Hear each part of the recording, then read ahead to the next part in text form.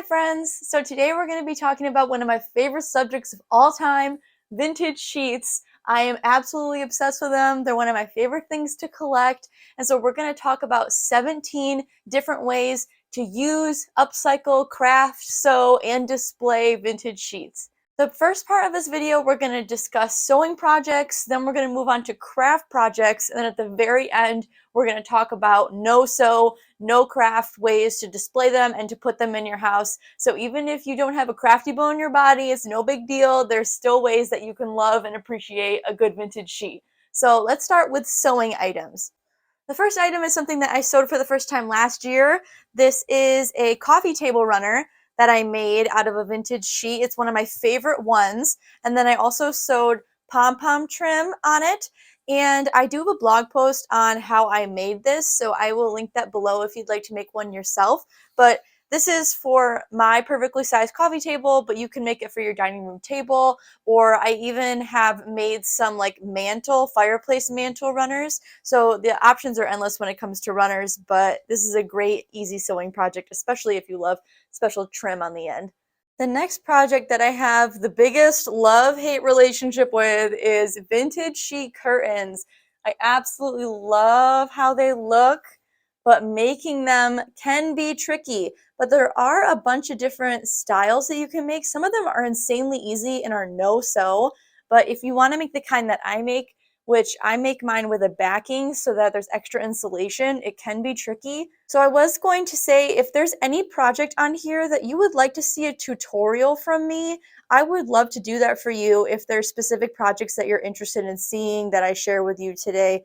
I'm just not sure what type of projects people are interested in, so leave me a comment with whatever projects you would like to see a video tutorial of. Here's a quick example of a curtain that was very easy to do.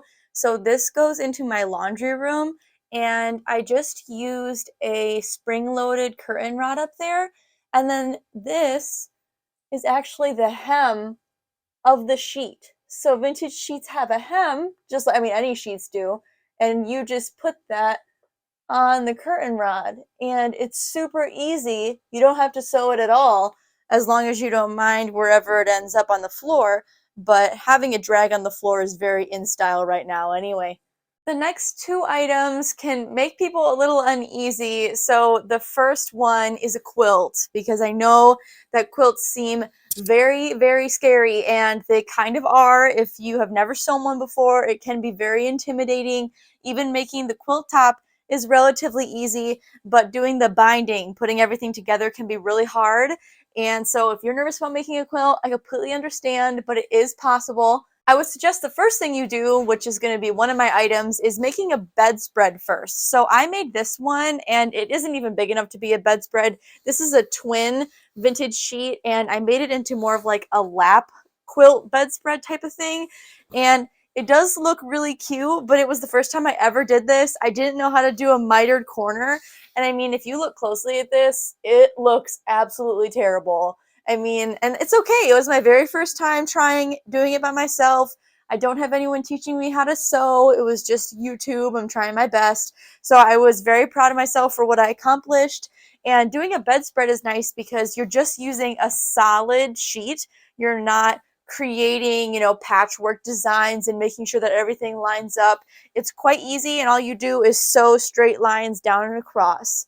But if you want to try to do a quilt, making a vintage sheet quilt is one of the cutest things you can ever make. I've made two of them. I hope to make a fall one someday. This one is my favorite because it's actually 100% upcycled. So the backing is a thrifted vintage sheet, and then the thing that's inside, which is normally the batting, but I didn't use batting. I just went to the thrift store and I bought a flannel sheet.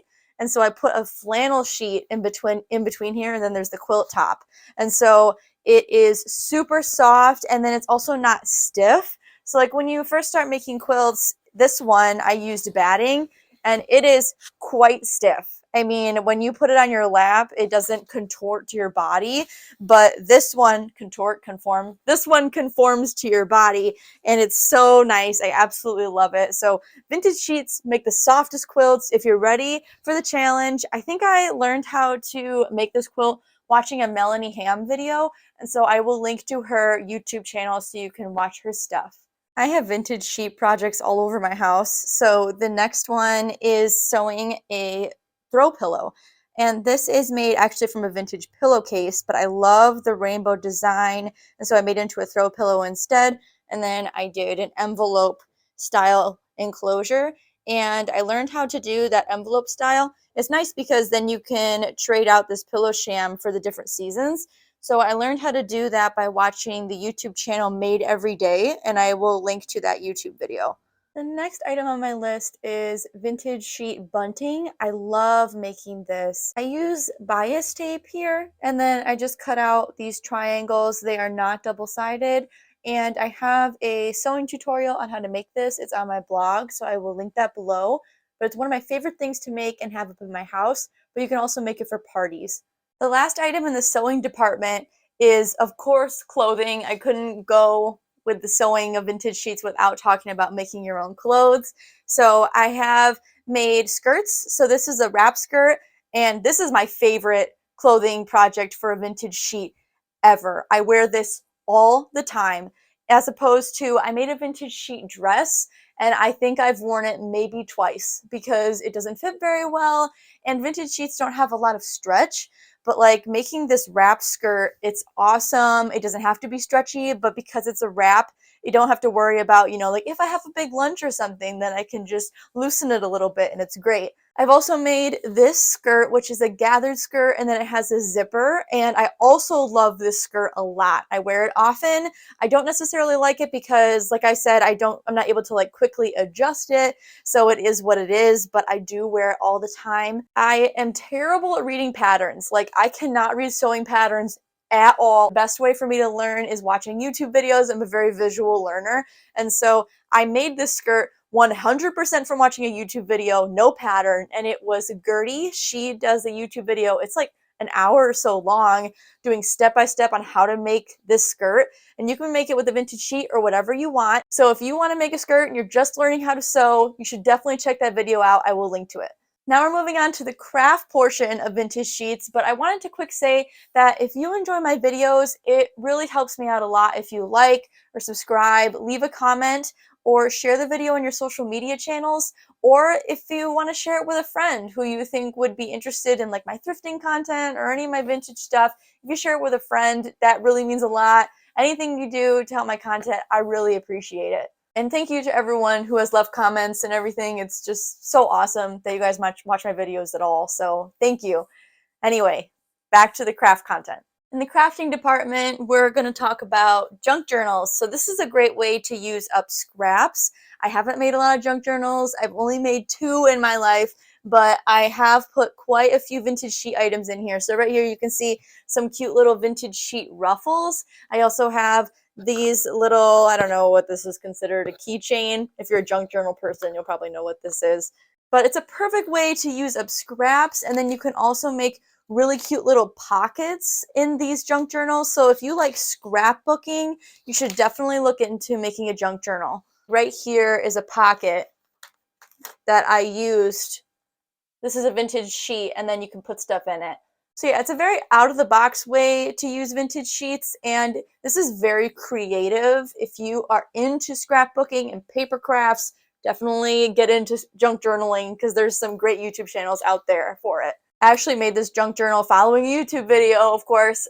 It was Kitty Witty Papercraft. She's my friend Amy, and her YouTube channels are awesome. She also has a YouTube video where she explains step-by-step how to make this, which is exactly how I made this, so I will link that video. The next one is something that I haven't done a ton of, but it's making vintage sheet artwork. So I've seen it a few times on Pinterest where you can just take like a regular canvas. So either you can like thrift a canvas that has like a painting on it that you don't like, or you can buy a new canvas at Michael's, and then you can stretch a vintage sheet around it and like staple it, or you can like glue it and stuff, and then you have instant art, which is super cool because some of these are very artistic. I mean, if you had this would look so cute like in a really girly room or in like a nursery or really any room at all, because who cares? So any vintage sheet can totally be instant artwork. You can also, for an even easier way to do instant art would be to thrift some embroidery hoops, and then you just put the vintage sheet right in the embroidery hoop, and you put those embroidery hoops all over the place, and you can just like lean those on shelves or you can hang them. And then the way that I personally use them is in my ephemera artwork that I like to make. And so that's like a collage of vintage ephemera, and then I'll put little scraps from vintage sheets in them. And so I have a tutorial on how to make that, and I will link that below. Then the next item is doing a lampshade makeover. So I bought this whole lamp at a thrift store, and then I really didn't like the lampshade. I think it was just like plain white. And so I covered it with this vintage fabric. And this isn't a vintage sheet, it's just vintage fabric that I thrifted, but I love it so much. But you could totally do it with a vintage sheet. And then I also have another one over there. And so they're not matching lamps, but the lampshades match now, which is super cool. And I have a tutorial on my blog on how to make a recovered lampshade, so I'll link to that below. Now in my dining room, this is not decorated at all right now. It's off season and I'm just taking a break. So you're gonna see what this looks like without decorations, but I will show a picture of what it looks like when it is decorated. But I backed the back of this shelf with a vintage sheet. So this shelf was butt ugly. It was like brown and gross. I think this had like felt in the back. And so what I did was painted it white. And then this is just cardboard. So this one accidentally came loose. So I'll show you what it looks like. So look how terrible that looks. And I need to hot glue it again. But what I did, works out because I can show you what I did. I just took some cardboard and I cut it into that shape. And then I hot glued vintage fabric right onto it, and then I put little push pins in it, and then I can put little advertisements and vintage greeting cards in it. And then the nice thing is if I ever get sick of what this vintage sheet looks like, I can easily switch it out, no problem. But you could do the backing of like a bookshelf. That would look super cute, or the backing of a kitchen hutch, or the backing of kitchen cabinets as well. The last item in the crafting department is another one that can be very intimidating, and so I don't want anybody to be nervous. We're just going to talk about it, and I'm going to try to convince you to give it a try if you haven't yet.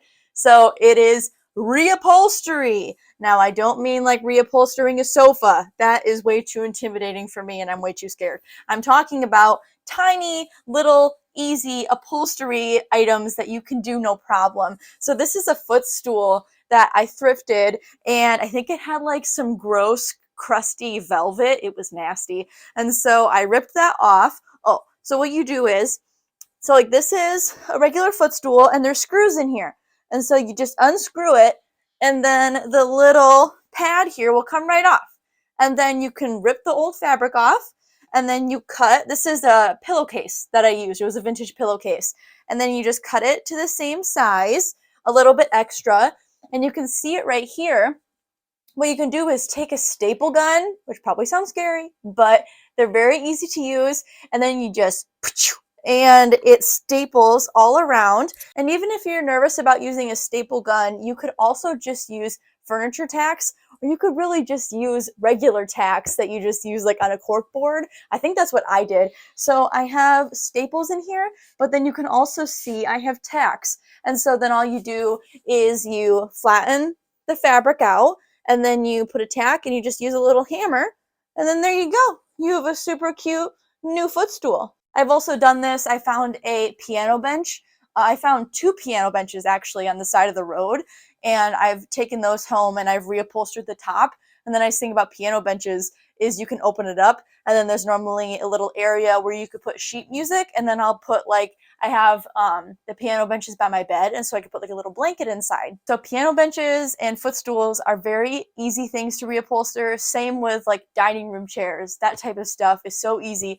Definitely give it a try. Get like a free thing off the side of the road, get a $5 chair at a thrift store, and just give it a try. Now we're going to talk about no sew, no craft, no nothing, ways to use vintage sheets, like to display them and to just add some extra flower power, coziness to your home. The first way is something that I do all the time, is to just throw it on the back of a chair. So I often will throw blankets on the back of a chair or on the armrest, and you can totally use a vintage sheet too. Nobody will know, especially if you throw on the back of a chair and you put a few pillows in front. It just looks like a cute, cozy blanket, or it'll look like, you know, a part of the chair, and it's adorable. And another thing is throw it on the back of your bed frame. So that bedspread that I showed you, I always have that on the back of my headboard, and it's super cute. And then I also don't have to hit my head on my metal headboard.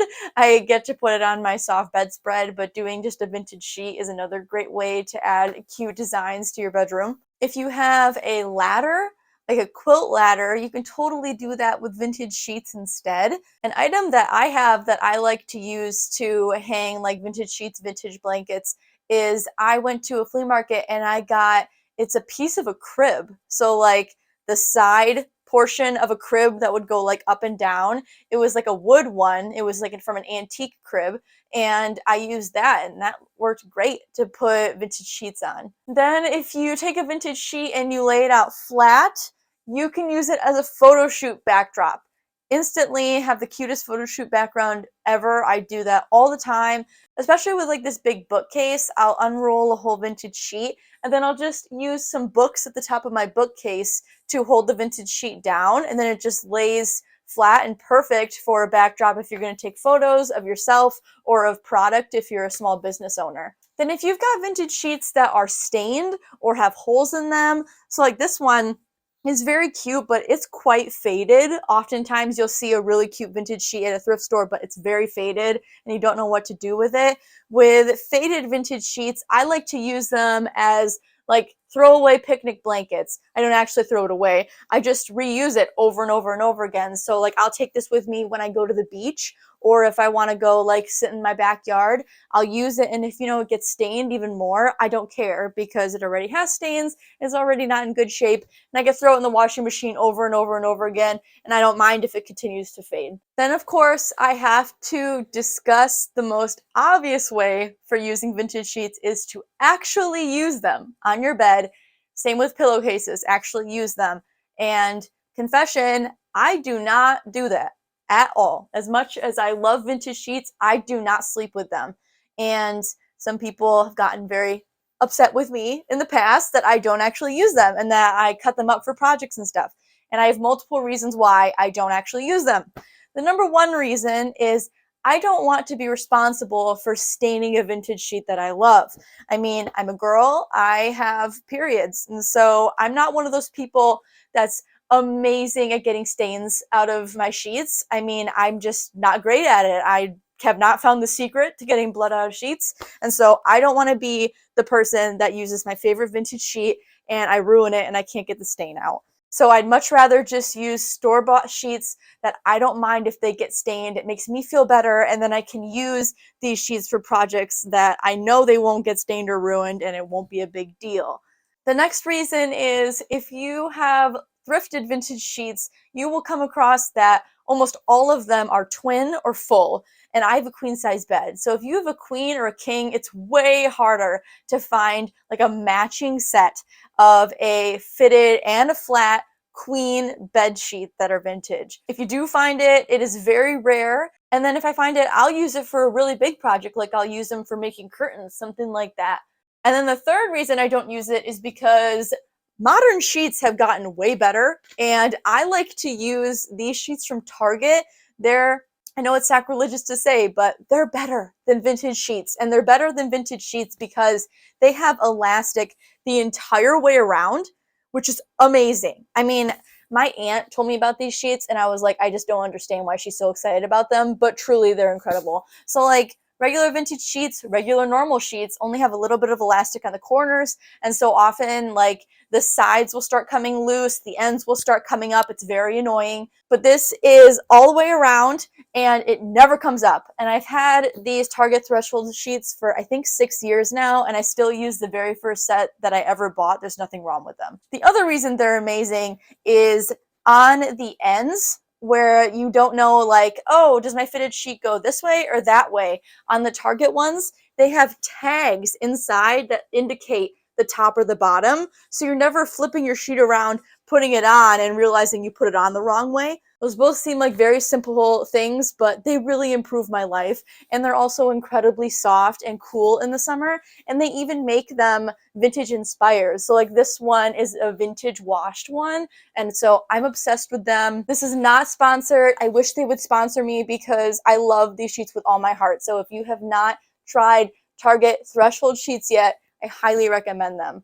But anyway, you can totally use them for real. And like if you have a little kid that has a twin size bed, that would be so adorable having them have vintage sheets on their bed. How magical would that be? And the one time that I do use vintage sheets and vintage pillowcases is if I'm doing like a photo shoot of my bedroom, then I will have my extra like decor pillows be actual vintage pillowcases. So I do like to do that, like when I have guests over, if I'm doing a photo shoot. So are you going to try out any of these projects? Did you learn anything new? Let me know in the comments. And if you have any suggestions for other ways to use them other than these 17 ways, please let me know in the comments as well. I'd love for other people to share their ideas also.